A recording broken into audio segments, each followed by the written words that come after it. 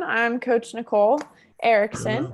Hello. Hello, hello. So today, what I'm going to do, I'm going to give you kind of like an outline of what we're going to do. So I'm going to give you a little bit of background about myself and my experience in sports psychology. And then from there, I'm going to tell you a little bit more about mental skills training and the benefits with it. And then open the floor to any questions that you all may want to share with me, and we'll explore those. Does that sound good? That's good. Good. All right. So, again, my name is Nicole Erickson. I grew up in West Palm Beach, Florida, Wellington, Lake Worth area, and I grew up playing a lot of different sports. I loved sports. Around my freshman year, I started to specialize in basketball. Big dreams, wanted to go to the WNBA, wanted to play in college. I was super excited. And then I had some pretty bad injuries in high school, and that really took me out of basketball competitively. And so I went to Florida State University and earned my degree in psychology with a minor in business. And while I was there, I found sports psychology, and I fell in love. It was like basketball all over again for me.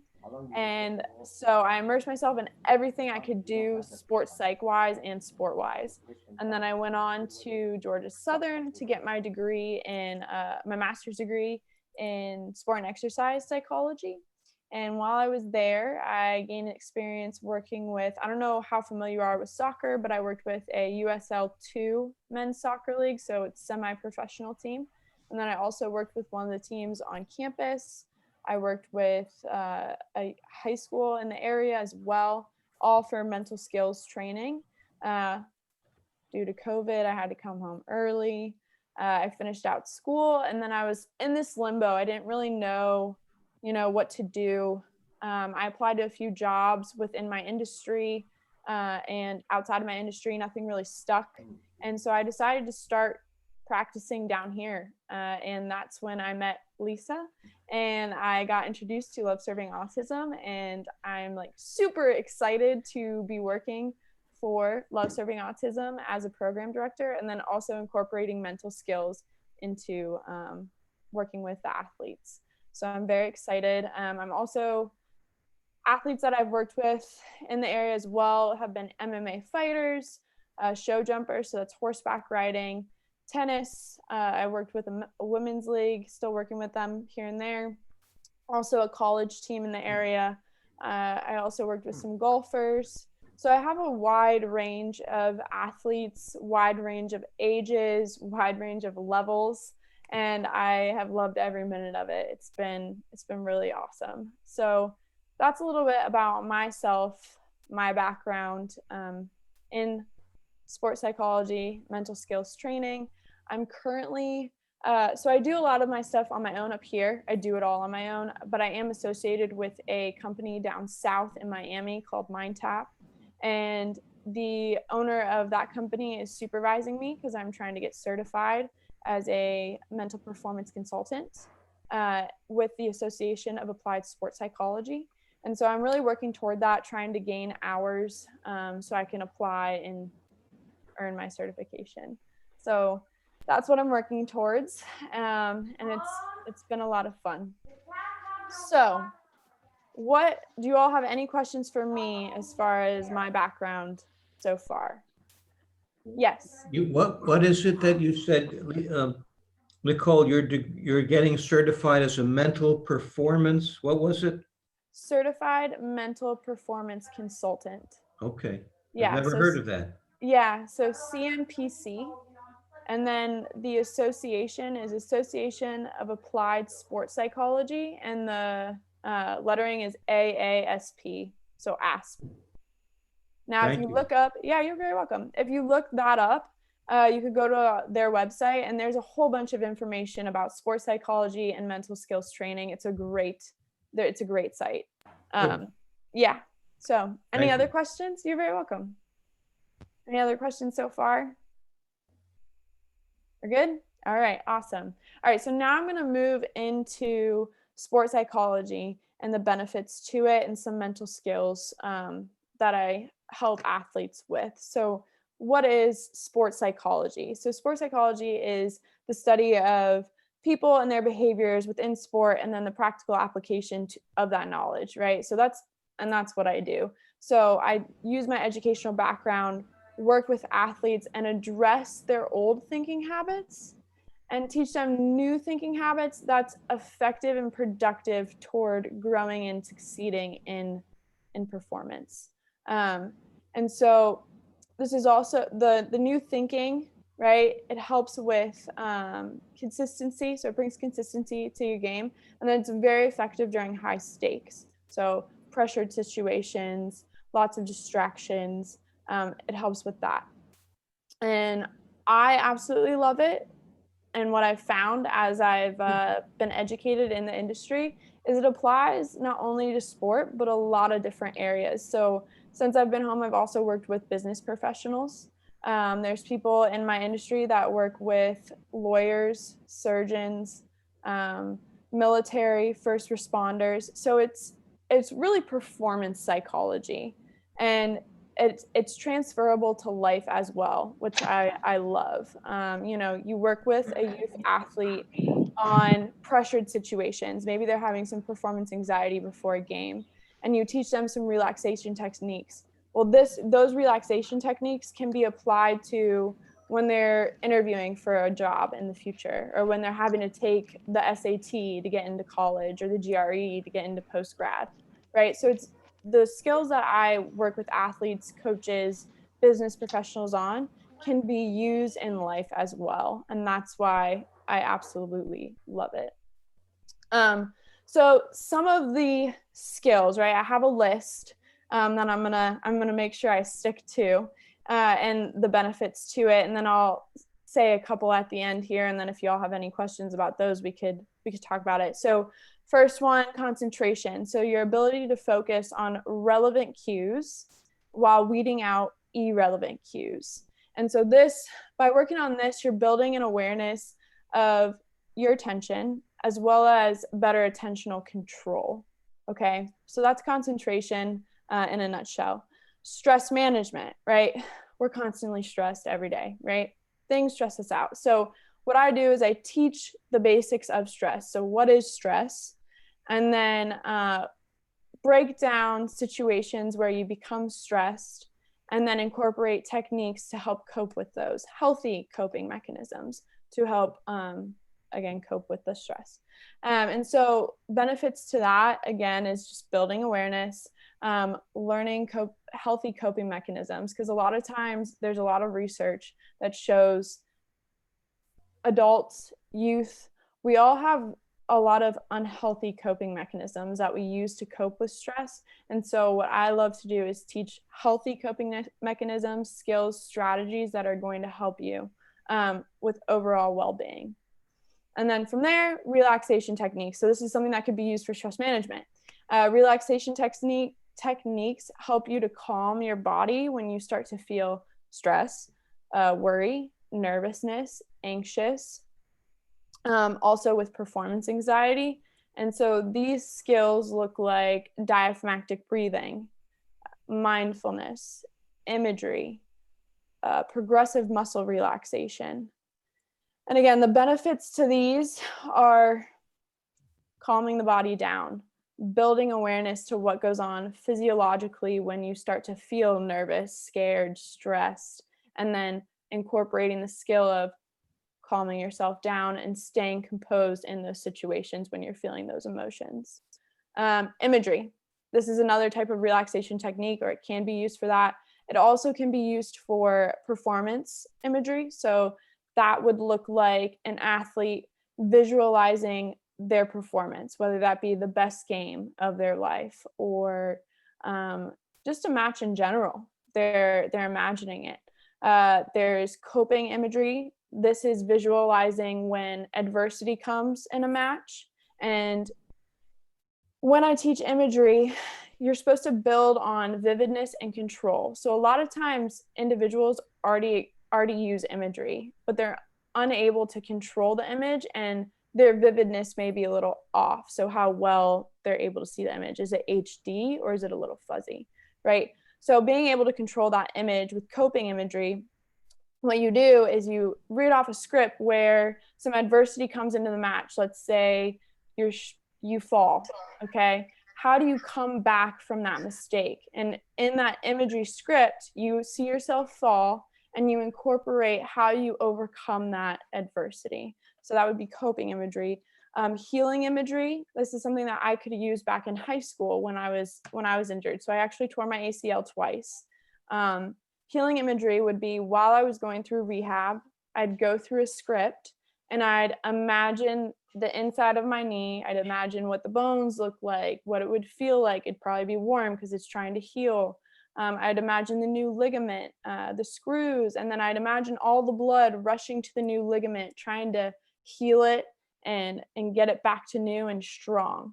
So that would be healing imagery. And then again, relaxation imagery. So that would be imagining your happy place, imagining a person that helps you to calm down usually.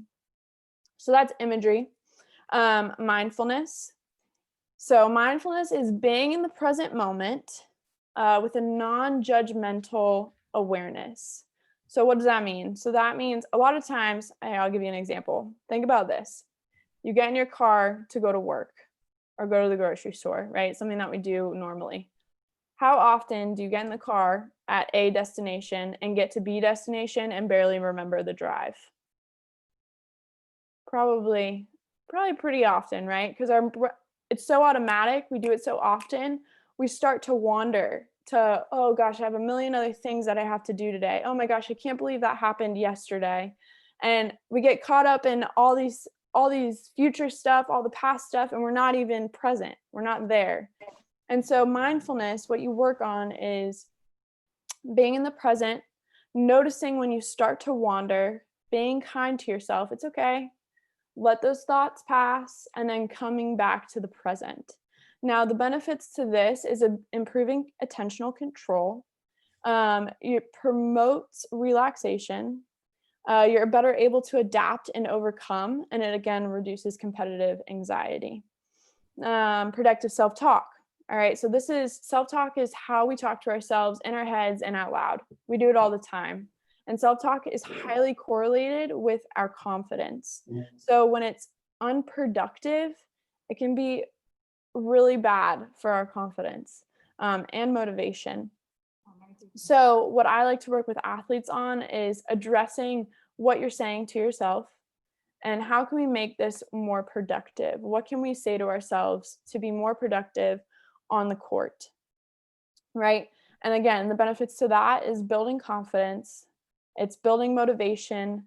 You're better able to focus on the task at hand because you're cueing yourself, okay, focus on going low to high, right, on a forehand. So it's specific too. So that's productive self-talk. I'm just going through these. It's a lot, but stop me if you all have any questions. Another one is emotion regulation. So this is just building awareness around your emotions, what situations bring up those emotions, and then how those tie back to your behaviors and your thoughts, because they all tie together. And then incorporating those different skills to help with those emotions, right? Whether that be self-talk, whether that be relaxation techniques, right? So when we start to feel scared, we start to get worked up, and which could be like catastrophe. And it's just, I'm done. I'm not even practicing anymore, right? So I'd come in and say, okay, so let's address the situation. What happened there? What were you feeling? All right. Okay. What thoughts and behaviors came with that? All right. Next time, let's work on diaphragmatic breathing when you start to feel angry, right? Take a few deep breaths, notice that you're feeling angry, and then come back to the present. Okay, you got this. You could do this. It happened. We're going to overcome this, right? So emotion regulation. Benefits with that, staying composed under pressure, building that awareness. Goal setting. All right, everyone sets goals. My job is to teach the proper way to set goals. All right, there is certain things that need to be considered when setting goals, and there's also different types of goals that you can set. So when I work with athletes, I make sure to talk about those things that you need to keep in mind when setting goals. And then that helps for a better outcome and also a better mindset. So a lot of times we focus on outcome goals. I want to win. I want to get promoted, right? Where in reality, it's good to have those and keep those in sight, but you want to focus on the process, right? You can't stand in front of a staircase and get to the top. You can't take one step and get to the top. You have to take the little steps to get to the top of the staircase. So you have to plan out process goals that are slightly challenging. That's going to get you to your outcome goal. And by focusing on the process, it's more in your control and you're going to be more motivated.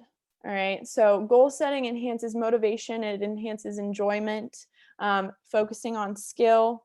And then it enhances effort and persistence if you set them the right way. So if you're focused on the process and you're making those little wins each week, you're going to be more motivated and you're going to put in more effort and keep trying for that outcome goal. But if you set something really high and it's outcome based, your effort may get diminished. You may become amotivated. So I come in and help just educate and set those proper goals in order to have that motivation and enhanced effort. Can you give an example of that, Nicole? How do you do that? How I would do goal setting? Yes. Okay, so I like to work, yeah, of course. So when I set goals, I like to work from big to small, right? So what I would do is say, all right, we'd go over the educational piece. So things that you need to consider when setting goals, helpful tips, the different types of goals. I love to educate my clients before actually diving into a session, especially something with goal setting. So we do that. Then we go into, okay, what is your outcome goal? What do you want? What's your outcome goal? And that may be 6 months down the line, that may be 3 months. That's something that we need to take into consideration. So let's say it's, I want to win the tournament in 4 weeks. Okay, that's your outcome goal. Now, outcome goals are something that are usually out of your control, right? So you can go play a match and you could play the best match you've ever played. But at the end of the day, the opponent may just play a little bit better and win. So that's why it's also important to focus on the process, because it's being happy with, okay, I brought my all, I played my best.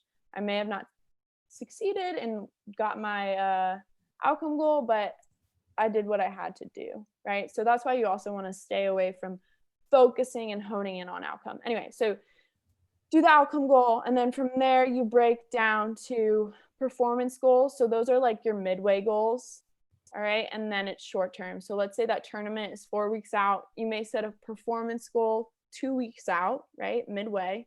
And then you have process goals each week that you want to accomplish for that week. And that's how I would, yeah, you're very welcome. That's how I would run that session. Any other questions so far with what I've gone over? It's been a lot. All right, so some other topics are confidence, fear of failure, growth mindset, pressure. There's a lot that I work with, but those are just a few with explanations, the benefits behind it, and then just a few that I named. Now, Nicole, it's Lisa. Yes, hey, Lisa. We have some parents on here too who have children and adults, young adults actually, with autism. So if there's any kind of strategies also that might be helpful for them too, raising their children and young adults on the spectrum, as well with this, would be awesome. Right. Okay. So that's what I was gonna get into next. So okay. How does this apply to families with kids with autism? How does it apply with kids with autism? So I did some research, and I actually looked into Special Olympics. They have different programs, and one is called Strong Minds. And they found with their athletes, 12% of their athletes don't have any coping strategies for stress and anxiety. And then they found that 62% have avoidant coping strategies, which means it's a maladaptive way of coping. So they avoid situations, they avoid thoughts and behaviors that are going to make them or that they're going to feel a certain way and they're going to feel uncomfortable. So utilizing these different types of skills are just coping strategies for them that are going to help them to address the feelings that they have, problem solve, right? So it's more active coping strategies that the kids can use when they're in situations that they start to feel anxious, or maybe a situation doesn't go their way and they get worked up. Okay, well, that's something that I would like to address with them, right? So what does it feel like to be stressed? Okay, that's what it feels like. What situations are usually do you feel stress in? And then we talk about it, or we bring it up, right? Or we talk and then we say, okay, well, let's go into breathing, right? And so I don't know, I know there's been this yoga class that has been awesome. It's a lot of breathing with yoga, also some imagery, I'm pretty sure was in it. So taking that, and then also me teaching them the breathing and saying, okay, what other situations, like in tennis, can you incorporate the breathing, right? Maybe when you hit a bad shot or you make a mistake, take a few deep breaths, like we've been learning in yoga and with Coach Nicole. Or you all could do breathing on your own. And that's something that I can help you all with whenever, or you could take it from the yoga class, right? Or like PMR, so progressive muscle relaxation. That's a technique where usually when you start to get anxious, your muscles tense up, but you don't even notice your muscles tensing up. And then it's harder for an athlete to perform.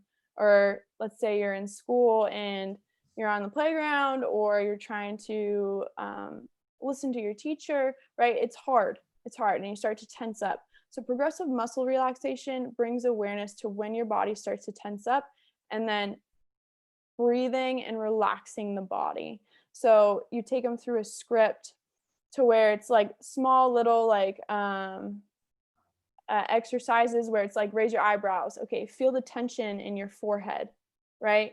Notice the tension. Now release. Okay, notice how relaxed your forehead is now. Or like hold your fists together, right? It's tense. It's tense. All right, now release. Now it's relaxed. So those are some relaxation techniques. But again, these are healthy coping mechanisms that the kids can use when they start to feel anxious, when they start to feel nervous, when they start to feel scared, or maybe they just want to do some imagery with tennis. That's going to help them bring them to a happy place where they enjoy to be. So those are a few things. Now for families and siblings, same thing. Mindfulness is a great technique to help with stress management, right? We're at the house, it can be stressful. It's a lot. There's a lot going on, and it's constant. And so taking a moment you could even do there's mindfulness walking. So you go on a walk, you're doing deep breaths, and you're just noticing outside. You notice the different sensations. So you go through all your senses. What do you see as you walk? You notice the greenery. You notice the pavement on the road. You notice the cars passing by. What do you feel? You feel the wind on your face. You feel the warmth of the sun. If it's cloudy, you may feel some raindrops or mist. What do you hear? You hear birds chirping, but it's breaking down each of the sensations and just being present, being where your shoes are, because we don't do that a lot. And again, that's practicing. It promotes relaxation, which helps with stress management. And then it also helps with attentional control, right? But it's more so just coping strategies. So those are just a few that you could use. I'm trying to think. The breathing I already mentioned, PMR, self-talk. So listen to how your kids are talking to themselves. If they're being super critical of themselves, hey, hold on a second. Okay, I hear you saying this. You're good enough. You're good enough to do that. Tell yourself you're good enough, right? Notice when you start to be harsh to yourself. We're all critical. Every single one of us are critical to ourselves. That's okay, right? But let's change that. You are good enough. You can do this. So that would be productive self-talk. So those are just a few tips, and I can send out some stuff on self-talk, on imagery. I know for the breathing, some stuff that I've done for the virtual to teach it. So when you do diaphragmatic breathing, you want to breathe through your nose and out through your mouth. And so I have them imagine a flower. So it's imagery and breathing. Have them imagine a flower. They can choose any flower they want.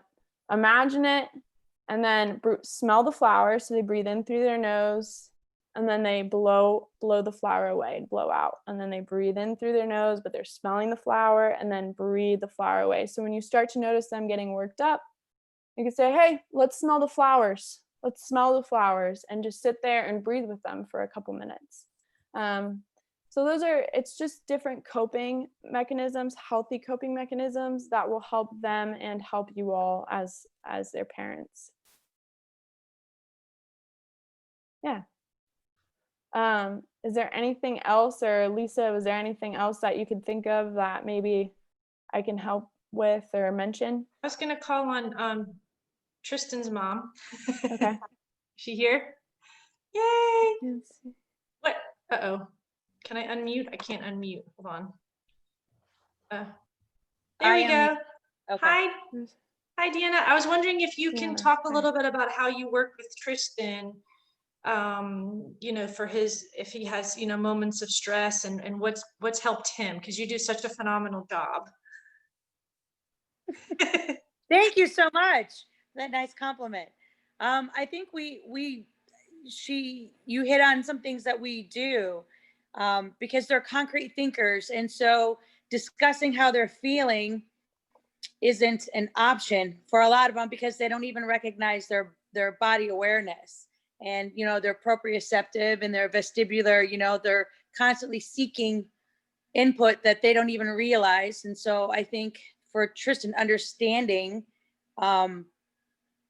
his hypo and hypersensitivities within his body, and understanding what inputs needed the most, and which ones were sensitive. I think I just started building breathing techniques, really honestly, and giving it names and naming it. So, I find it fascinating. You were talking about, breathing in the flower, and that was like, oh my God, that's very creative. It's just another way, because they get tired too of the same thing as they grow older. And in our minds, I find with Tristan, the things that I was using when he was 4 or 5, now he's literally like, I see it. Mm-hmm. But it's breathing techniques and just watching them and taking the lead. I was, he takes the tennis racket and he wants to hit it. And I know that he's visually stimming, but I also know that he's getting the input, in his vestibular and the input in his joints, and that when he swings and hits the ball. So I think my success with Tristan was really just diving into the senses, and actually letting him lead, and breathing. Breathing is huge. It's not easy, because you spoke about avoidance, and how they avoid. And I think so many of our children do that. Their confidence. They don't have that confidence because they're unsure how they're going to experience it. And for them, new experiences equals pain for a lot of them. And so when it's hard to find people that can give you coping mechanisms and help them push them beyond their uncomfortableness. So you hit some key things there too. So I think it's just understanding all of that. And then it's literally like a juggling act. You try to pull a card out from every category, and you fail a lot, but you also succeed. Yeah. I don't know if that helps at all. Thank you, Nicole. Oh, Yeah. go ahead. Oh, okay. Well, thank you. Yeah, it can definitely be, I'm sure it's tough, I don't know. I just started working as a program director, and I'm absolutely loving it. So as far as what you all go through as the parents, I don't know. And I'm sure I bet it's tough. I bet it's really tough having to keep failing, but trying you care so much, and you just you want them to be comfortable, and you want them to be happy and enjoy everything. And so I'm glad I was able to help in some ways. I think it was very interesting with the senses. A lot of what you're talking about is building awareness. So, and honestly, the athletes that I work with on a daily basis, that's what I do. A lot of them aren't even aware of how they feel when they're feeling certain emotions, but they just go through the day, and it's like, well, no, hold on a second, like, let's take a minute. What do what's going on when you feel that? And the athletes that I've been working with, it's like building that awareness has helped them so much to better self-regulate. And so I'm sure with what you've been doing, what you said, I mean, it's definitely a process, but there's been some success in that. Mm-hmm. Yeah, I think it's across the board. I think it's universal for all of us. It's just we just have to find our way and how it applies to, and what works and what doesn't. But so you have your coping mechanisms. You said you have available. Would they cross over to concrete thinkers? That is a good question, and I do not have the answer to that. Okay. I don't. Honesty. Yeah, I'm gonna be honest. I don't know if they would go over to concrete thinkers. I mean, that'd be ideal. Sorry. Probably pictures, right, Lisa? Yeah, I was gonna say, and Ryan and Bruce and hi Janice. Some of you are logged in here tonight. You have experience with autism and using pictures and visual schedules and Oh, okay. Yes. Okay. that's a huge, because Nicole's Yes. incredible and she's learning all of this Okay. now, but Okay. Yes, I misunderstood your question. I am so sorry. So yeah, I actually have an idea that I want to start incorporating at Green Acres. Me and Sam talked about it last week. Okay. Mm-hmm. And so like you said, it's very hard for them. They don't even know, like, emotions, being able to understand what those emotions are, it's hard for them. So, and I think Lisa sent something out the other day, but what I wanted to do to begin is just going over those emotions, and I would show the word, kind of like what we do with our character development word. Okay, what is this word? Have them read it, and then on the back side have like different facial expressions, so nonverbals of what, and verbals, because picture can show like people shouting. If you're happy, you shout and your hands are high and maybe you're cheering. On the other side, I'd have those visuals, and so we'd go through, okay, this is happy. What does happy mean? And then have them describe it in their own way. Okay, great. So this is happy. Let's imitate what happy is. When we're on the court and we hit a good shot, what are we going to do? That's what happy is, and have them all role play what they'd feel when they're happy, and then say, okay, what are some, if they can, here are some other situations, and that's something that we, the parents, can do if they're able to, what are some other situations in tennis where we feel happy? I'm able to see my friends. I'm able to play tennis. I'm able to be with my team. So that would be my idea as far as that goes. If we were to do like a virtual class, I'd love to do something like that, and then have the parents and the kids role play or do some sort. I've been thinking, have like puppets, if oh, you hit a good shot, how do you, you feel happy, what is your puppet going to do? And then have them, or like for the older adults with autism, role play with a sibling or a family member. Just hit a good shot. Awesome. Like, let's show happiness. How would that situation play out? That's kind of what I've been thinking, but I'm very open to suggestions off of what I've told you all tonight and different things, because I'm very open to, I would love to help anyway. Nicole? Yes, Bruce. I'm Bruce. I volunteered with Lisa, and then I volunteered with another trainer named David Boggs, who was a marvelous tennis pro. Mm-hmm. And one of the things that we found is that structure is so important. And Lisa used to have, there were several different pictures, so that for those students who were not verbal, they could go to the picture board and they could see which drill. So they follow where they were in the class. Mm-hmm. And so it was really interesting when I volunteered and I helped David. David would start with warm-ups. He would Okay. have certain stretching exercises. And then after that, we would go to the next drill. And then after that, there was another drill.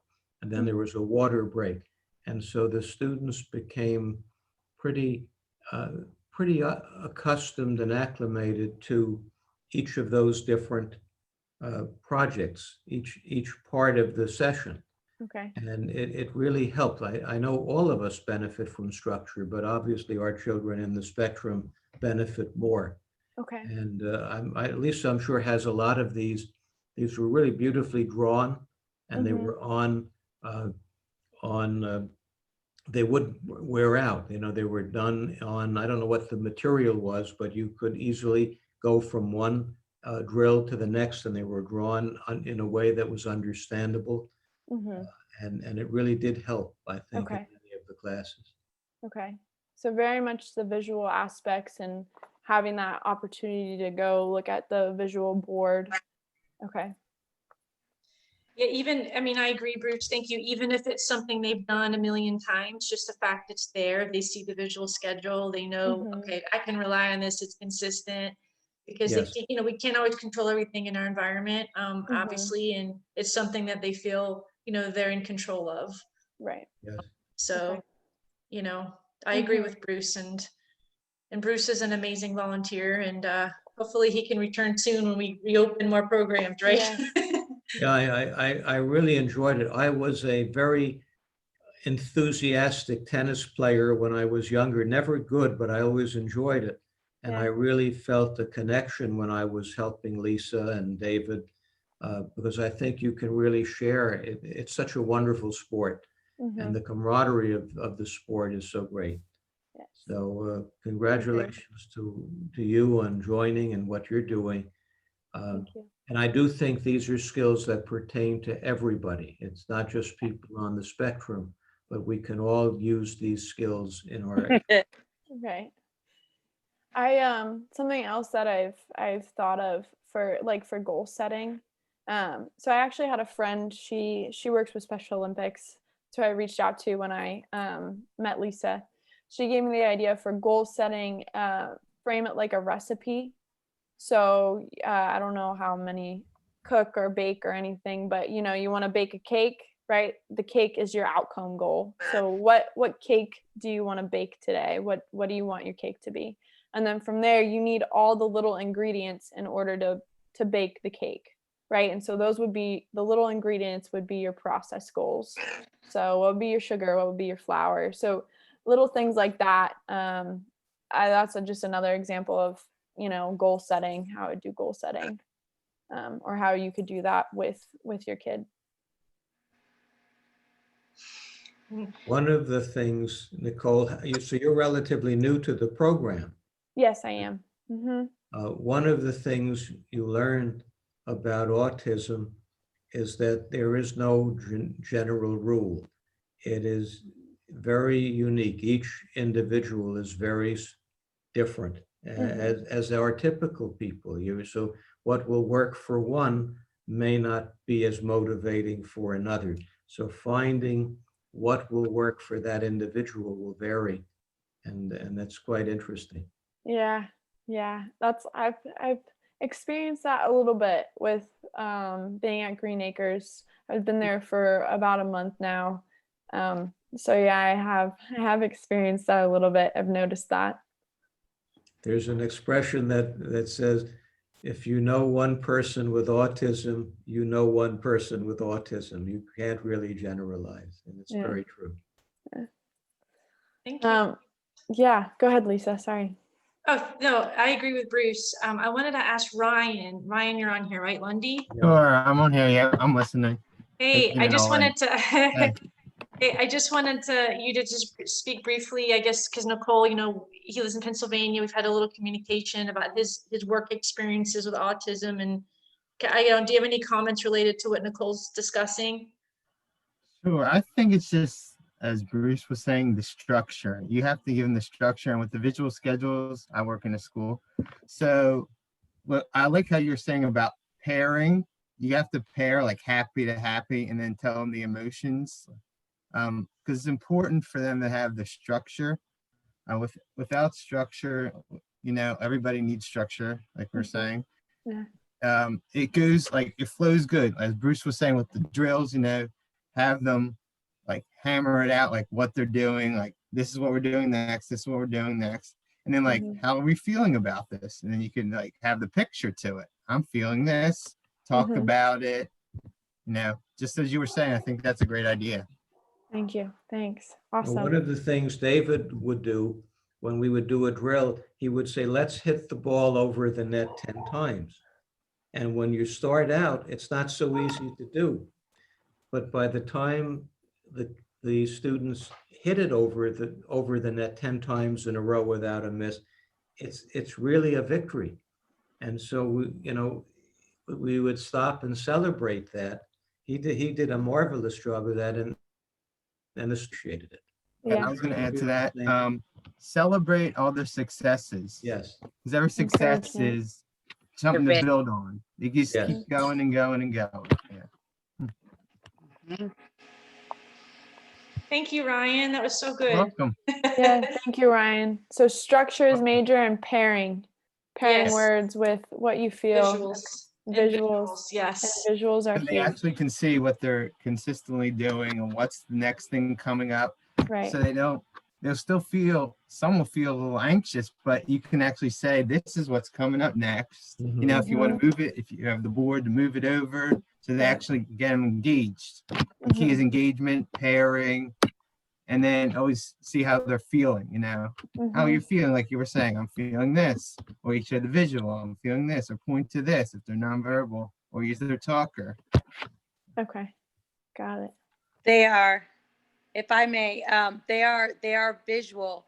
And so most, I would say like good 80% of tennis is showing them. So new drills, I'm sure you've seen it. It takes a little bit before they get organized, right? Yeah. Yeah. So everything for them is through their eyes. They're just absorbing the information and then snapshot, and then they file the information.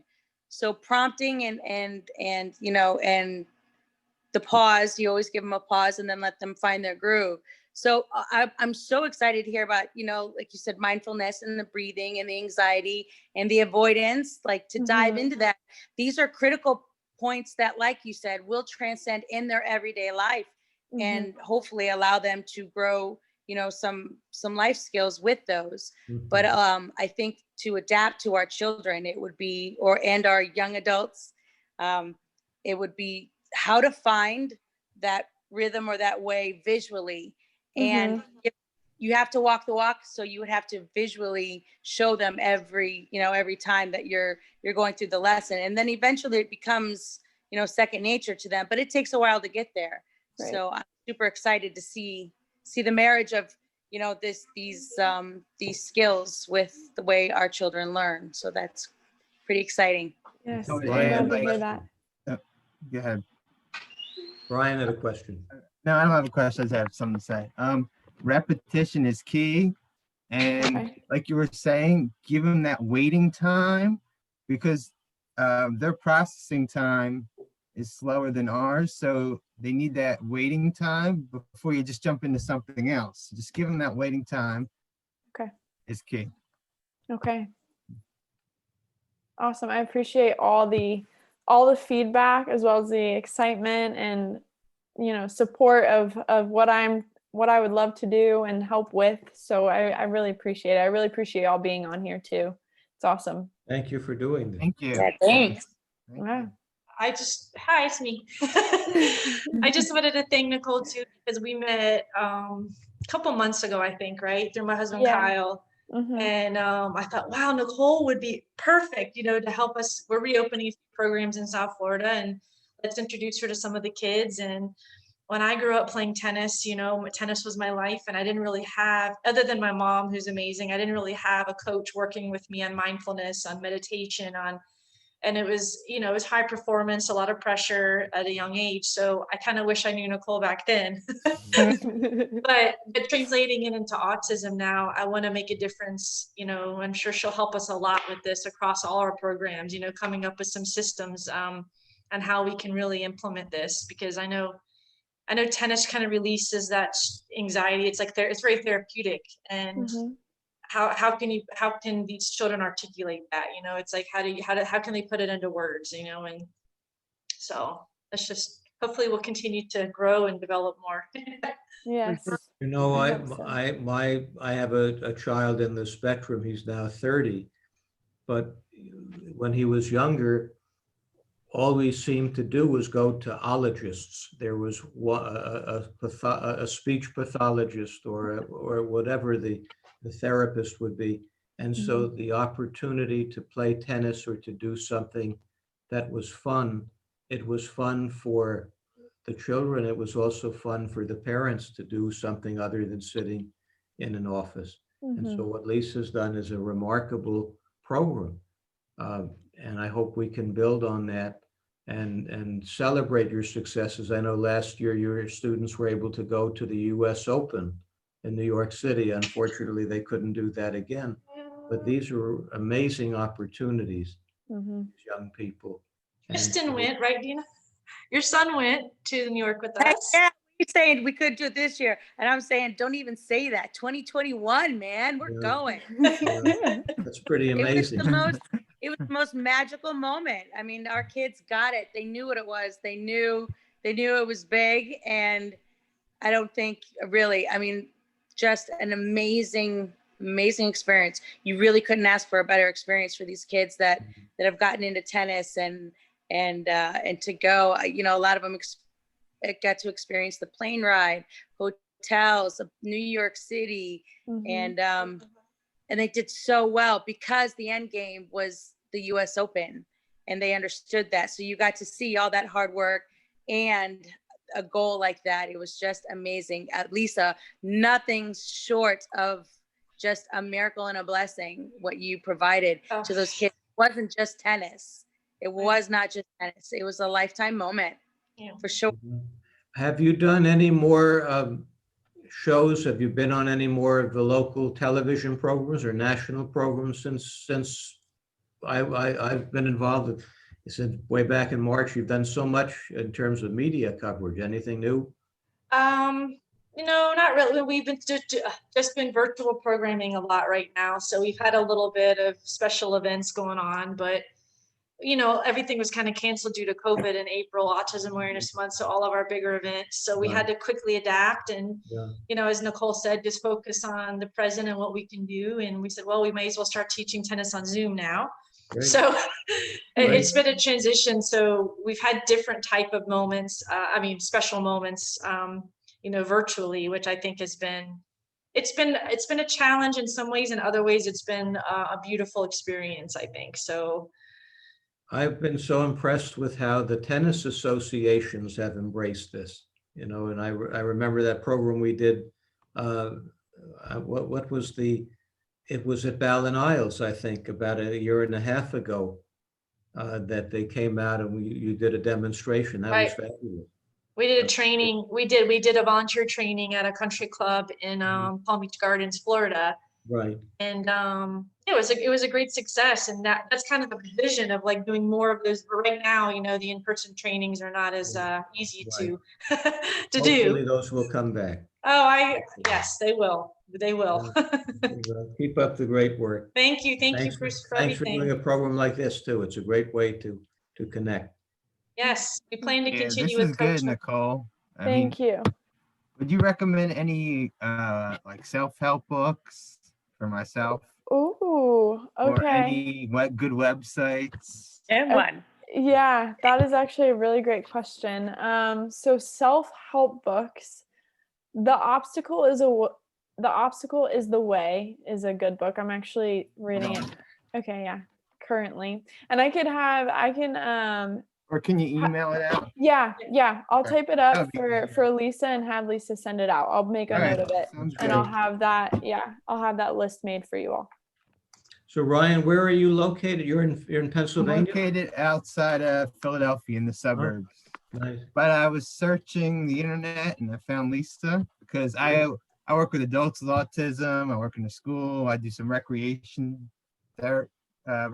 programming. and I want to move down to Florida. So I connected, and Nice. yeah, we've been talking a lot. Very good. Yeah, I have all of your emails, so we'll put everything, I'll even, I recorded tonight's webinar and then I'll share it with everyone, you know. We have a YouTube channel, so I can add it to our YouTube channel as well. So you could, you know. Lisa, we formed at FAU CARD, the Center for Autism and Related Disabilities, we established a dad's group a couple of years ago. I'd love to tell you it's a thriving enterprise, but we're sort of struggling. But if you have anything, if we could have maybe a recording of this, I'd be happy to share it. You know, if we could have it, I could share it with the FAU CARD staff, and maybe we could show it at one of our dad's meetings, or have it as a resource to let people know that it's out there. Yes, I'll send it to you. Thank you. Yeah, and if I you miss ever, doing it. I really do miss working with David. He was is such a great teacher. No. Soon. Okay. So I guess we're wrapping up, Nicole. yeah. Any other questions from you all? Good luck to you. Thank you very much. Yeah, I good appreciate luck, it. and this was Thank great. you. Thank you. Thank you. We appreciate your time. Thank you very much. Yeah, Thank of you. course. Of course. Well, thank you all for tuning in and registering and listening, and then also providing me feedback. Like I said earlier, I really appreciate all the feedback, all the support, and I'm really excited and I'm happy to be a part of Love Serving Autism. Right. Thank Good you. luck. And hopefully it'll be Everybody. sunny tomorrow for tennis. Yes, fingers crossed. All right. Stay safe, everybody. It'll be good. Yes, you too. Thanks a lot. All right. Bye, guys. Bye-bye, Thank you. Bye, everyone. Ryan. Bye, Bruce. Bye, Bye. everyone. Bye. Stay in touch. Bye. Bye.